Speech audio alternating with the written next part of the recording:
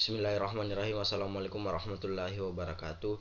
Perkenalkan, nama saya Andi Fahrul Iksan. Kali ini saya akan menjelaskan mengenai definisi, jenis-jenis fungsi dan perencanaan pelabuhan. Fakultas Perikanan dan Ilmu Kelautan, Penempatan Sumber Daya Perikanan tahun 2022. Yang pertama,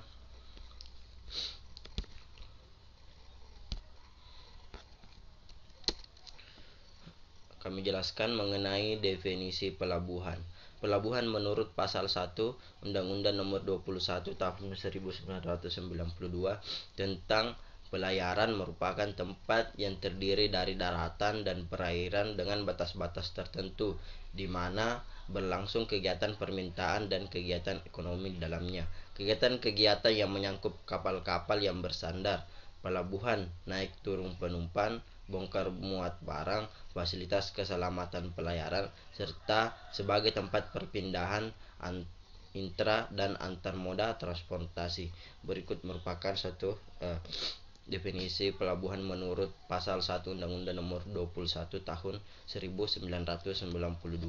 Dari pengertian tersebut, definisi pelabuhan mencakup yaitu prasarana dan sistem transportasi, yaitu suatu lingkungan kerja yang terdiri dari area daratan dan perairan yang dilengkapi dengan fasilitas untuk berlabuh dan bertambatnya kapal guna terselenggaranya bongkar muat barang serta naiknya penumpang dari suatu moda transportasi laut kapal ke moda transportasi lainnya atau sebaliknya.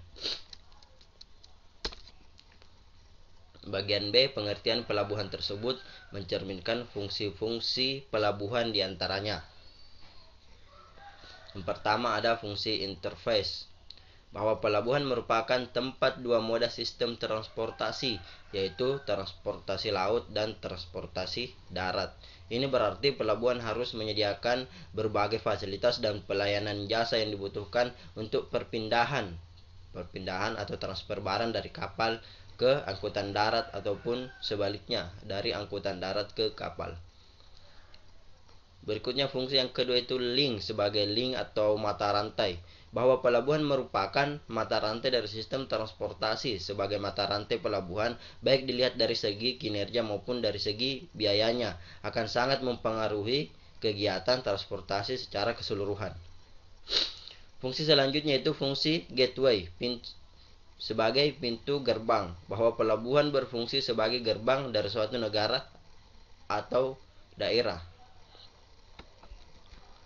Pengertian ini dapat dilihat dari segi yang pertama, pelabuhan sebagai pintu masuk atau pintu keluar barang dari suatu negara atau daerah tersebut. Dalam hal ini, pelabuhan memegang peranan penting bagi perekonomian negara ataupun suatu daerah.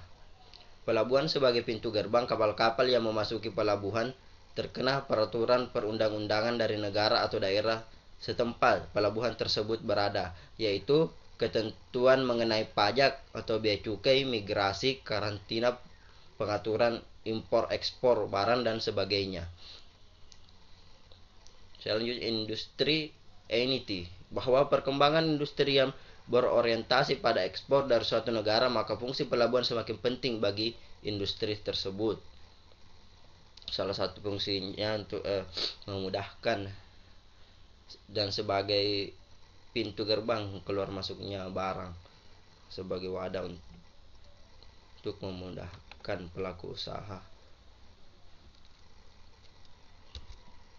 Jenis-jenis pelabuhan. Menurut Peraturan Pemerintah Nomor 69 Tahun 2001 tentang Kepelabuhan, membedakan pelabuhan atas 3 kategori. Pasal 1 yaitu 1. Ada pelabuhan umum, pelabuhan daratan, dan pelabuhan khusus. Pelabuhan umum adalah pelabuhan yang diselenggarakan untuk kepentingan pelayanan masyarakat umum. Sedangkan pelabuhan darat adalah satu tempat tertentu di darat dengan batas-batas yang jelas, dilengkapi dengan fasilitas bongkar muat, lapangan penumpukan, gudang, serta sarana dan prasarana angkut barang dengan cara pengemasan khusus dan berfungsi sebagai pelabuhan umum.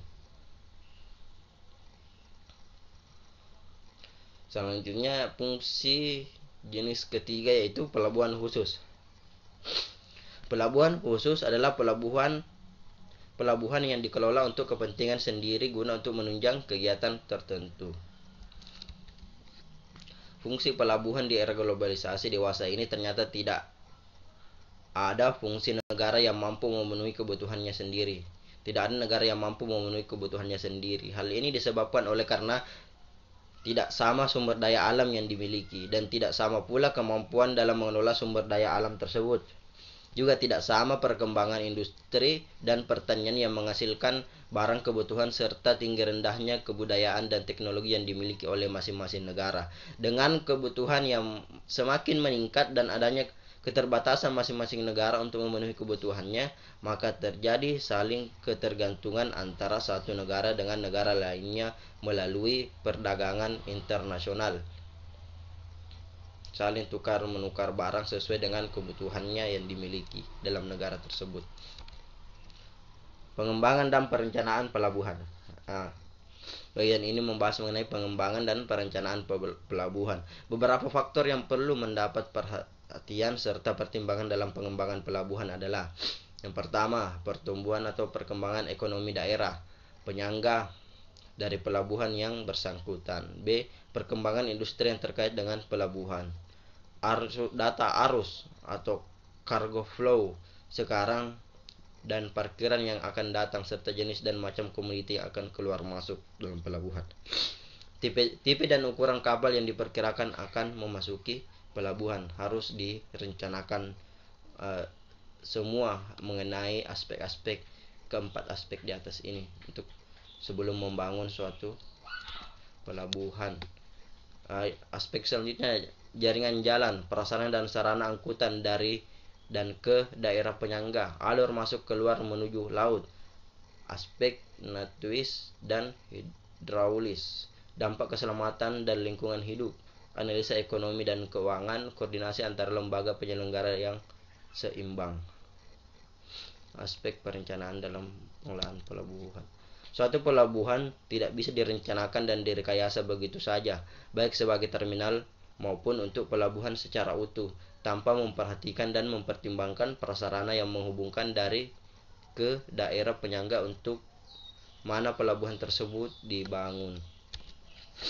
Perencanaan pelabuhan. Tinjauan pokok dari perencanaan pelabuhan harus didasarkan pada kepentingan nasional. Perencanaan harus mengetahui atau mempertimbangkan faktor tersebut di bawah ini sebelum memulai dan mengembangkan pelabuhan, yaitu diperhatikan kondisi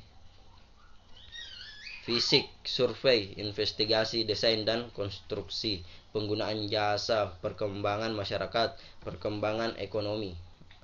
Mungkin sekian yang kami jelaskan secara singkat mengenai pelabuhan, definisi, fungsi dan perencanaan dalam membangun pelabuhan.